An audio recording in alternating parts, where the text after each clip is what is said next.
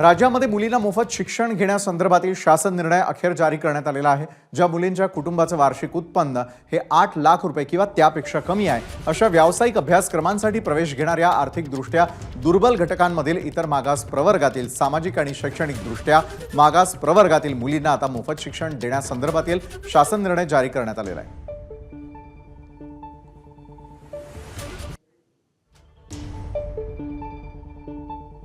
8 लाखांपेक्षा कमी उत्पन्न असलेल्या कुटुंबातल्या मुलींना मोफत शिक्षण,